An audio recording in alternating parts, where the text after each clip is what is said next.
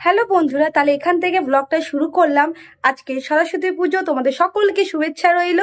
যে জামাগুলো রেডি করলাম, এটা আমার মেয়ে সকালে উঠে পরবে। সকালে উঠে বলতে কি, স্নান টান করে পরবে, দিয়ে এইটা পরবে। আজকে সরস্বতী পুজো সবাই জানো, বলেছি সরস্বতী পুজো দুদিন পড়েছে। এটা স্কুলে সানডেতে যেটা খাওয়া দাওয়া, এটা পরে যাবে। আর সাজিয়ে দেবে আমার দিদি, ও যাবে, কারণ আমি তো পার্লারে যাবো, আমার সময় হবে না। আর এখানে আমার শাড়ি, আমি সেটা নিয়ে যাব পার্লারে, যদি সময় পায়, যদি কাস্টমার ফাঁকা থাকে তাহলে সাজবো। আর এখানে আমার সব আছে, সাজার জিনিস আছে, এখানে নিয়ে যাচ্ছি। যদি সময় হয় তো সাজবো, নাহলে যেইভাবে থাকা সেভাবেই যাবো। আর কি করবো, এই হলো টোটাল আমার আছে, গুছিয়ে রেখেছি। আর কি বলি বলো, এই প্রথমবার এত আমার বড় হলাম স্কুল লাইফ থেকে, মানে একদম ছোটবেলা থেকে বলছি, এখনো কোনোদিন এরকম হয়নি যে আমি সরস্বতী পুজো আনন্দ করতে পারিনি। এই প্রথমবার আমি কোনো কিছু ফিল করতে পারছি না সরস্বতী পুজো, কারণ কাজ আছে ওই জন্য। আর দুদিন পড়েছে। আর আমাদের কোচিনে যেটা পুজো সেটা সোমবারে করছে, মানে পরের দিনে পুজোটা, যেটা তোমার 9:30 অবধি না 12টা অবধি না আছে, আমি ঠিক জানি না ওইটা। তো যাই হোক, আমার বর জানে, তো সে করবে। আর আমি আপাতত আজকে পার্লারে যাব, পার্লার থেকে আমি মেয়ের স্কুলে যাব। আর আমার দিদি আমার মেয়েকে সাজিয়ে দেবে।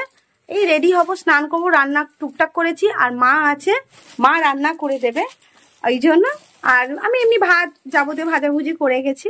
আর তার মা বাদ বাকি বাজার আসবে, শাশুড়ি নিয়ে আসবে, তখন মা রান্না করবে। তাহলে চলো, আমার সব কিছু হয়ে গেছে, এবার আমি রেডি হই, স্নান করি, যাব, দিয়ে তোমাদের সাথে আবার কথা হবে, কি যেতে পারলাম কি পারলাম না, পার্লারে পৌঁছালাম কি পৌঁছালাম না, আপাতত আমি ছুটি করলাম কি করলাম না পার্লারে, এখন কিছু জানি না, আপাতত আমি কিছু ভাবিও নি এখনো। চিন্তা ভাবনা করে অবশেষে পার্লারে কাজ করতে চলে গেলাম। আর ওই একটা মেয়ে বসে আছে, আর আমিও বসে আছি। এখন 12টা 20 বাজে, এখনও জানি না যেতে পারবো কি পারবো না মেয়ের স্কুলে, কারণ মেয়ে সত্যি খুব আবদার করেছে। মেয়ে তো সাজতে চলে গেছে, এখন আমি টেনশন করছি আমি কি করে বেরাবো যদি সেরকম কাস্টমার চলে আসে, মানে ভরপুর কাজ নিয়ে। তখন তারপর দেখলাম যে না, সেরকম কেউ আসেনি, কাস্টমার এসেছিলো, আইব্রো করতে এসেছিলো। তো ওই সেই শাড়ি পরে সেজে গুজে হালকা হালকা হাফ সেজে দিয়ে আমি কাজ শুরু করছি, দিয়ে ফাঁকা হয়ে চলে এলাম স্কুলে। আর এই সময়টা প্রচুর ভিড় হয়, কারণ লাঞ্চের টাইম 2টোর পরে এসেছি, মানে 2:20 আমি এখানে পৌঁছেছি।